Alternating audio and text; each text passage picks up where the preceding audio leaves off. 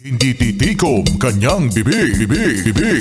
Sa taglay niyang kulit, tsak ika'y mapapaibig. Ang bibi mo at ang bibi ko. I love you! Love you, pare. Bibo!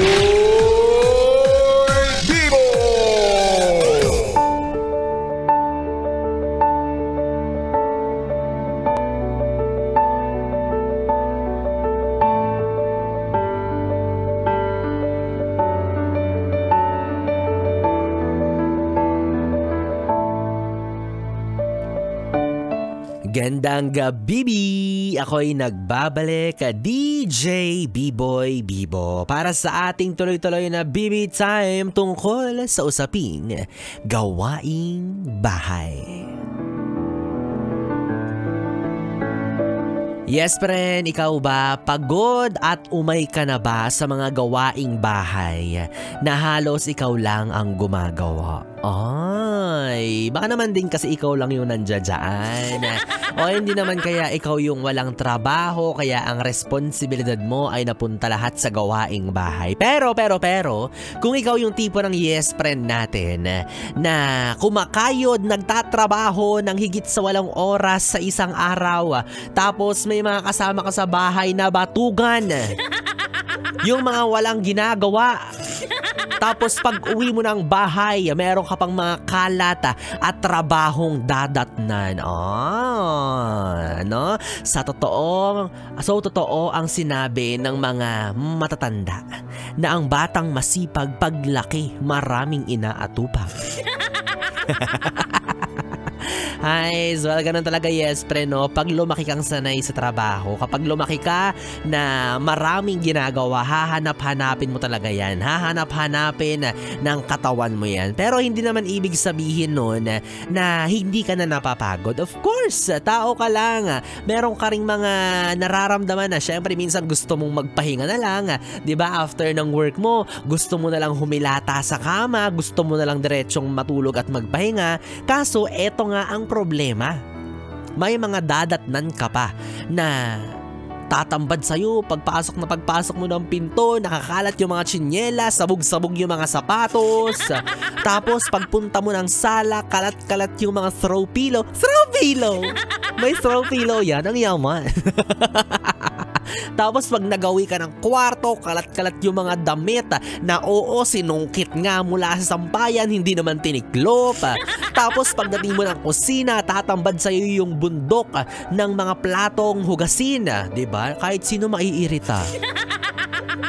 Kahit ako parang gusto ko nalang magstay sa trabaho. Kasi at least doon, diba? Kahit magtrabaho ka gumalaw ka ng gumalaw, bayad ka. Kesa naman dyan sa bahay ninyo na may kasama ka nga, wala namang ginagawa. Diba? Napapagod din, na nauumay din, nasusuya din, na para bang, ano ba to? Ako lang ba gagawa nito? Siyempre kailangan mo rin ng tulong. Kaya mahalaga na lahat ng kasama mo sa bahay may alam at least 1 or 2 gawaing bahay na magtotoka-toka kayo, na maghahati-hati kayo. Tsaka, sa panahon ngayon, ano bang taon na? 2025. Diyos ko naman, itigil na natin yung connotation na kababae mong tao, hindi ka masinop, burara. Oo, andun na tayo. Pero regardless of the gender, dapat lahat tayo marunong sa gawaing bahay. Marunong mag-ayos, maglinis. Huwag niyong iatang lahat sa kababaihan. Kasi paano kung mag-isa ka lang sa buhay tapos lalaki ka? Wala kang kasamang babae. Ano na lang yung itsura ng bahay mo, no? Well, in fairness din naman sa panahon ngayon, diba, marami-rami na rin yung mga mitikuloso at maselan na mga kalalakihan. Yes! Buhat na naman! Ang mga kalalakihan. Diba? Bihira pa rin siya. Oo, pero at least kahit papaano, marami na rin akong kakilala na maayos sa bahay. Ayaw ng kalat-kalat. Diba? So mahalaga yan. Huwag mong gawing excuse na porket lalaki ka, wala kang gagawin sa bahay kasi iaasa mo sa mga babaeng kasama mo. Hindi ganun yun. Diba? Kaya naniniwala ko na depende pa rin talaga yan sa kinagisnan at natutunan mo sa una mong tahanan. kung ano yung kinamulatan mo. Kasi kung lumaki ka sa bahay na sobrang kalat-kalat, sobrang sabog-sabog, wala talaga. Sanay ka sa magulong bahay. Kasi dun ka komportable eh. Kumbaga hindi ka naiirita kapag nakikita mong maraming kalat sa paligid ng bahay ninyo. Pero kung lumaki ka sa isang lugar na maayos ang lahat, tinuruan kang maglinis, maging organized, then madadala mo yan kahit saan ka magpunta. Pansinin mo, ultimo, pag kumain ka sa restaurant, makikilatis mo agad kung malinis ka bang tao. Kapag alam mo yung salitang Clego, kapag ginagawa mo yung Clego, hindi mo alam yung Clego, makalat ka kasing tao. Charot. Ano yung Clego? Ay, hindi alam talaga. Paano ba to? Papaseminar pa to. Clego means clean as you go. Marunong kang magligpit, maglinis ng mga bagay na ginamit mo in the courtesy at the courtesy on the courtesy. Hindi, diba? Basta para doon sa susunod na gagamit yun. Huwag niyong pinapansin yung English ko. Diba? Ganun naman eh. Sabi nga ni Mother Teresa, wow, diba? Wash the dishes, wash the plates, not because you are told so, but because someone else will use it next. Ganun yun. Konsuelo para sa susunod na gagamit, para sa susunod na makakakita. Hindi porkit alam mong may maglilinis dyan, hayaan mo na. Kaya nga tayo nagbayad dito sa fast food para kumain tapos maglinis. Although hindi ka naman obligated, 'di ba? Pero manong mag-initiate ka? Hindi mo naman ikamamatay kung kahit papaano lilinisin mo yung mga kinain mo or pinagkainan mo. 'Di ba? Kahit dun man lang. Kasi dun pa lang, alam mo na agad na itong taong to ayaw niya ng magulo. May courtesy siyang tao. Dito mo makikita yung disiplina at pagiging responsable. Diba? Kasi marami pa rin ngayon kapag nakasama mo sa bahay, nakapiling mo sa ilalim ng iisang bubong, makikita mo ihahagis lang kung saan-saan yung hinubad na brief. Diba? Tapos maliligo na. Ano ka sawa? Pag nagpalit ka ng balat, pag naghubad ka ng damit mo, iiwan mo na lang kung saan-saan. Yung iba naman, ilalagay na lang kung saan-saan yung gamit na pasador, utang na loob.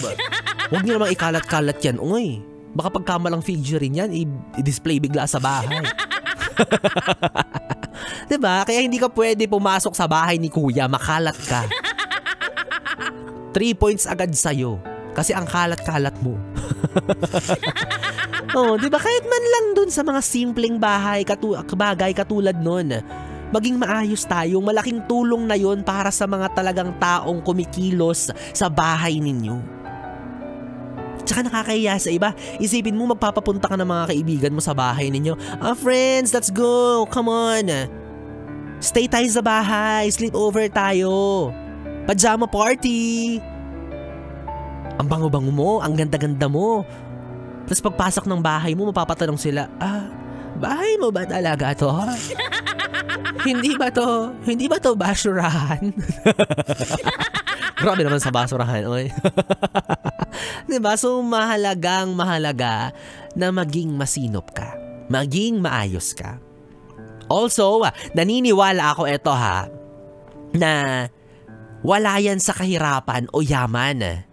Diba? Kahit mahirap, pwede pong maging masinop at maayos. Kahit mahirap, hindi yun dahilan para maging makalat. Kahit mahirap, kayang-kaya mo maging organize yung bahay mo. Pwede yun. Nakadepende yan sa mga taong nakatira sa loob ng bahay na yan. What more, diba? What more pag hindi ka kayamanan? Wala kang mapapakisuyuan na ipaglinis ka ng bahay mo. Well, pwede naman ako. Basta 100k yung sweldo, o, diba? Kaso hindi nga tayo kayamanan, so paano? Paninindigan mo na lang na ganyan yung bahay mo. Bakit magigil ako sa bahay mo? Eh, bahay mo naman yan. Ang pakialam ko dyan. Charot. Bahala ka na nga dyan. Basta ang gusto ko lang, maglinis ka, tumulong ka sa taong may pakialam tuwing makalat yung bahay ninyo. Huwag kang pahila-hilata dyan. Huwag kang puro cellphone. Kaka-cellphone mo yan. Wala ka nang nagawa. Hindi ka na napakinabangan. Galaw-galaw. Wow, kala mo naman talaga si Biboy Vivo, oy. Kala mo naman kasi magsipag sa bahay. Baka naririnig to ng aking nanay. Para sa'yo to, ma. Ay nako, well anyways, uuwi na rin ako para mabawasan na ang kalat sa opisinang ito. Uuwi na po si Biboy Vivo. Ay, so wala anyways mga yes friend, 3 oras na BB time na naman ang ating pinagsamahan. Nakapiling mo ang BB mo sa radyo. DJ Biboy Vivo, ang DJ na single, ready to mingle, basta walang label. Magkasama at magkarinigan tayong muli bukas sa parehong oras, dito pa rin at dito ka lang sa istasyong No Problem, ang 101.1 Yes FM Solid. Good night, BB. Mwah, mwah.